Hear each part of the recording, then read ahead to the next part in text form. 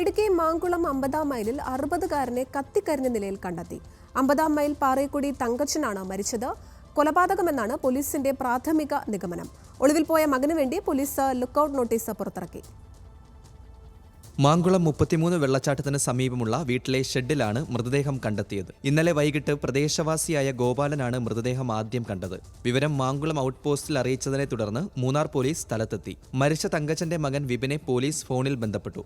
എന്നാൽ വീട്ടിലേക്കുടൻ എത്താമെന്നറിയിച്ച Vipin phone switch off ആക്കി ഒളിവിൽ പോവുകയായിരുന്നു. ഇതോടെയാണ് വിപിനെ കേന്ദ്രീകരിച്ച് പോലീസ് അന്വേഷണം ഊർജിതമാക്കിയത്. പ്ലാസ്റ്റിക്കും പേപ്പറുകളും റബ്ബറും ഉൾപ്പെടെയിട്ട് കത്തിച്ച നിലയിലാണ് ഷെഡിൽ മൃതദേഹം കണ്ടെത്തിയത്. ഒളിവിൽ പോയ വിപിനൊപ്പം ഒരു സ്ത്രീയും ഉണ്ടെന്നാണ് പോലീസ് പറയുന്നത്. അവിവാഹിതനായ വിപിൻ ഈ സ്ത്രീയെ വീട്ടിൽ താമസിപ്പിച്ചതുമായി ബന്ധപ്പെട്ട് തങ്കച്ചനുമായി തർക്കങ്ങൾ ഉണ്ടായിരുന്നുവെന്ന് നാട്ടുകാർ പോലീസിന് വിവരം നൽകി. ഇയാളെ കണ്ടെത്തുന്നതിന് പോലീസ് ലുക്കൌട്ട് നോട്ടീസ് പുറത്തിറക്കിയിട്ടുണ്ട്. ന്യൂസ് മലയാളം, ഇടുക്കി.